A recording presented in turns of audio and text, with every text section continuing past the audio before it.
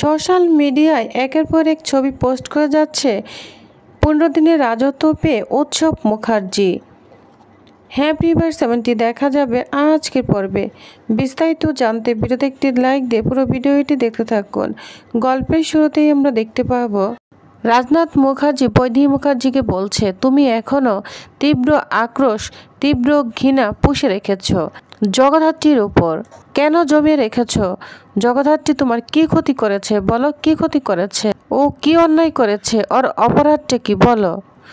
তখন বৈদেহী মুখার্জি বলে, ওর অপরাধ হচ্ছে ও আমার ছেলের সিংহাসন কেড়ে নিয়েছে। ওর অপরাধ ও আমার ছেলেকে জেলে নিয়ে গিয়েছিল। ওর অপরাধ ও আমাকেও ইন্টেলিজেন্স ডিপার্টমেন্টে নিয়ে ও আমাকে জেরো করেছিল। তখন রাজনাথ বলতে থাকে, চুপ করো তুমি। অপরাধ তুমি ওকে কখনো সন্তানের জায়গা দাওনি। তুমি তোমার নিজের সন্তানকে কখনোই বোঝাওনি যে এগুলো করা ঠিক না। ওকে তুমি কখনোই বোঝাওনি কোনটা ঠিক কোনটা ভালো কোনটা মন্দ, ওকে তুমি কখনোই বোঝাওনি। তখন বৈদেহী বলতে থাকে, তুমি কখনো বুঝিয়েছ ওকে? তখন রাজনাথ বলে, হ্যাঁ ওকে আমি বুঝিয়েছি। ওকে আমি বারবার বোঝানোর চেষ্টা করেছি, আর ওকে আমি যতবার বোঝানোর চেষ্টা করেছি ও ততবারই আমার কাছ থেকে দূরে সরে গিয়েছে। আর আমি তো অবাক হয়ে গিয়েছি, ডাইনিং টেবিলে বসে সিদ্ধান্ত হয়ে গেল উৎসব মুখার্জি 15 দিনের রাজত্ব পেয়ে গিয়েছে, মানে আগামী 15 দিন ও কোম্পানি সামলাবে। তখন বৈদেহী বলতে থাকে, না না, আমি তো বুঝতে পারছি না তোমার প্রবলেমটা। তুমি কি ওর বাবা নাও? তুমি তোর বাবা, তাহলে তোমার প্রবলেমটা কোথায়? তোমার তো খুশি হওয়া উচিত, তোমার তো অহংকার হওয়া উচিত। তখন রাজনাথ বলে, না না, আমি খুশি হচ্ছি না, আমার কোনোই অহংকার হচ্ছে না। তার কারণ উৎসবকে আমি চিনি। উৎসব একটা অপদার্থ। ও পার্টিতে যেতে পারে, ওর লং ড্রাইভে যেতে পারে, ও নিজের মন মানসিকতার জঘন্যতম পরিচয় দিতে পারে, ও মানুষের ক্ষতি করতে পারে, ও মানুষের ক্ষতি করার প্ল্যান করতে পারে, কিন্তু কখনোই কোম্পানি সামলাতে পারবে না। আমার ছেলের মানুষ নেই, ও পশু হয়ে গিয়েছে, ও কোম্পানি সামলাবে? আরে দেখো কৌশিকের ইন্টেলিজেন্সটা দেখ। তোমার ছেলেকে রাজপাট ধরে দিয়েছে, করুক না ও 15 দিন শাসন করে দেখা। ও জীবনে পারবে না, আমি তোমাকে বলে দিই। তখন বৈদেহী মুখার্জি বলে, ও পারবে, আমি তোমাকে বলে দিচ্ছি, আমার ছেলে অবশ্যই পারবে। রাজনাথ মুখার্জি বলতে থাকে, ও জীবনে পারবে না। এটা নিয়ে বৈদেহীর সঙ্গে অনেক তর্ক করতে থাকে। তখন ওইখানে প্রীতি চলে আসে। প্রীতি এসে বলতে থাকে রাজনাথকে, মনে হয় তুমি অন্য কারো ছেলে সম্পর্কে কথা বলছো। একটু ভাবো না মেজো জেঠুমনি সম্পর্কে, তাকে নিয়ে একটু ভাবো।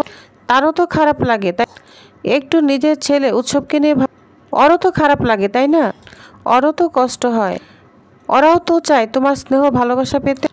সারা জীবন তো শুধু কৌশিকী করেই গেলে, আর এখন বৃদ্ধ বয়সে জগদ্ধাত্রী আর স্বয়ম্ভু। এই পরিবারের আর কারো কোনো জায়গা নেই তোমার কাছে। তুমি আসলে না একজন স্বার্থপর মানুষ। তখন রাজনাথ প্রীতি বলে ধমকাতে থাকে। প্রীতি বলে, যতই ধমকাও আমি সত্যি কথাই বলবো, তুমি একজন স্বার্থপর মানুষ, তা তোমাকে এটা মেনে নিতে হবে। আমিও তোমাকে বলছি, উৎসব কোম্পানি চালিয়ে তোমাকে দেখিয়ে দিবে। ও যে কৌশিকী মুখার্জি, ওর মুখে না একদম ঝামা ঘষে দিবে। তখন প্রীতি বলে, চলো মেজো জেঠিমণি নিচে চলো, তুমি তো রান্নাঘরে যাবে, তুমি তো কাজের মহিলা হয়ে গিয়েছো, তোমাকে কাজ করতে হবে, চলো। তখন বৈদেহী বলে, না না, আজকে আমি রান্নাঘরে যাব না, আমার ছেলে অফিসে যাবে, ও রেডি হবে না, আমার ছেলে রেডি হবে, ওকে আশীর্বাদ করব, কপালে দই টিকা দিতে হবে না। তখন বৈদেহী রাজনাথকে বলে, শুনো, বাড়ির সব থেকে বড় গাড়িটা আজকে বের হবে, আমার ছেলে কোম্পানির মালিক হয়ে বের হবে, সেজন্য কোম্পানির বড় গাড়িটা দরকার। আর কোম্পানির ওই চেয়ারটা গিয়ে বসবে, বহুদিন ধরে ওই চেয়ারটার অপেক্ষায় ছিল, ও ডিজার্ভ করে। তখন রাজনাথ বলে, কোনোদিনও ওই চেয়ারটা ডিজার্ভ করে না। এই আমি তোমাকে বলে দিলাম, উৎসব কখনোই কোম্পানি সামলাতে পারবে না। আর বৈদেহী একই কথা বলতে থাকে, ও পারবে, ও কোম্পানি সামলে তোমাকে দেখাবে। তখন রাজনাথ বলে, বেশ বেশ, তোমার সাথে আমার বাজি রইল। আগামী 15 দিনে তুমি দেখতে পাবে উৎসব কত বড় একটা ওয়ার্কলেস। এটা বলে রাজনাথ ওইখান থেকে চলে যায়, আর বৈদেহী কান্নায় ভেঙে পড়ে। তখন বৈদেহী প্রীতিকে বলে, শুনলি নিজের ছেলের সম্পর্কে কি বলে গেল? তখন প্রীতি বলে, ছাড়ো, ওনার কথা একদম ছাড়ো, তুমি কান্না করবে না। তখন প্রীতি বৈদেহীকে নিয়ে ওইখান থেকে চলে যায়। এদিকে উৎসব রেডি হয়ে অফিসে যাবে, তখন কৌশিকী সামনে পড়ে। কৌশিকীকে বলে, বর্দি, তোকে না অনেক ধন্যবাদ, আমাকে এত বড় দায়িত্ব দেওয়ার জন্য। তুই কি বাবা আমাকে প্রণাম করেছিস? তখন বলে মাম্মিকে প্রণাম করেছি, ডেডিকে করিনি, কারণ ডেডিকে প্রণাম করার জন্য আরেকজন রয়েছে, স্বয়ম্ভু মুখার্জি। বুঝতে পেরেছিস? তবে যাই হোক, আই এম দ্য বেস্ট। এই দায়িত্বটার জন্য আমি বেস্ট, এমনকি তোর থেকেও আমি বেস্ট, তা আমি প্রমাণ করে দিব। যা শুনে কৌশিকী মিটিমিটি হাসতে থাকে। আর তখন উৎসব মুখার্জি স্বয়ম্ভুকে বলে সরকারি চাকরিজীবী, সরকারি চাকরি করে, মাস গেলে স্যালারি পায়, বউ বাচ্চার দায়িত্ব নেয়, এটা একটা কাজ হলো?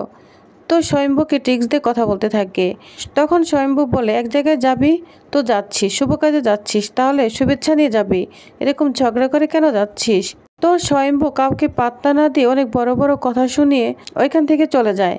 আর তখন কৌশিকীর মা বলে, কৌশিকী অনেক বড় ভুল করলি, অনেক বড় রথ, এই বড় রথকে টানতে পারবে? ও তো সেরকম যোদ্ধাই নয়। তখন কৌশিকী বলে, মা তোমার মেয়েকে এত বোকা, দেখো না, ও 15 দিন তো দূরের কথা, ও 2 দিনও কোম্পানিতে টিকতে পারবে না। কৌশিকী উৎসব মুখার্জিকে ফোন দেয়, বলছে উৎসব আজকে না 8টায় একটা মিটিং রয়েছে, সেই মিটিং অ্যাটেন্ড করবে, বুঝতে পেরেছিস? একটা চ্যানেল লঞ্চ হবে, সেটার মিটিং করতে হবে।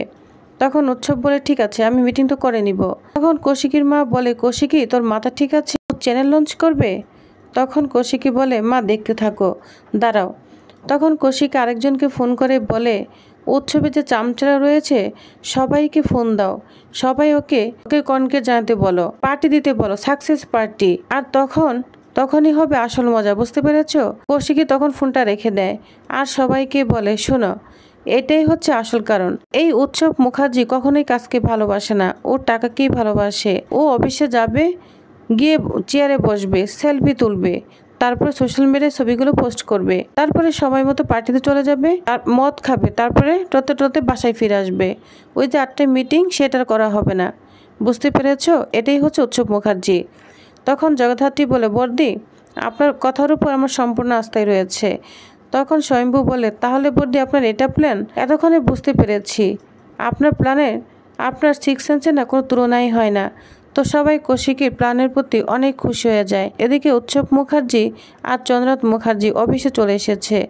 অফিসে এসে উৎসব তো অনেক এক্সাইটেড হয়ে যায়, একদম পাগলের মতো উন্মাদের মতো করতে থাকে। তখন চন্দ্রনাথ বলে, আগে তুমি চেয়ারে বসো, ঠিক আছে, এটার জন্যই তো এত কিছু।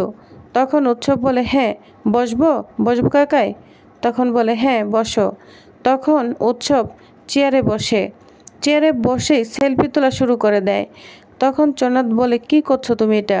তখন উৎসব বলে, হ্যাঁ কাকাই, এটাই তো প্রধান কাজ, কারণ এই চেয়ারে বসার জন্যই এত যুদ্ধ। আগে ছবি তুলবো, তারপর সোশ্যাল মিডিয়ায় পোস্ট করব, এটাই হচ্ছে এটাই আগে করব, বুঝতে পেরেছো? তো কৌশিকীর কথা অনুযায়ী উৎসব প্রথমে এই কাজটাই শুরু করে দেয়। আর উৎসব বলে, এই তো সোশ্যাল মিডিয়ায় পোস্ট করে দিলাম, এটা বলে অনেক খুশি হয়ে যায়। তো ভিউয়ার্স, তার নেক্সট আকর্ষণীয় পর্বে কি হতে চলেছে? উৎসব কি তাহলে 15 দিন রাজত্ব করতে পারবে, না কৌশিকী প্ল্যানে জিতে যাবে? তো কি হতে চলেছে নেক্সট আকর্ষণীয় পর্বে জানতে অবশ্যই আমার সাথেই থাকুন। ধন্যবাদ।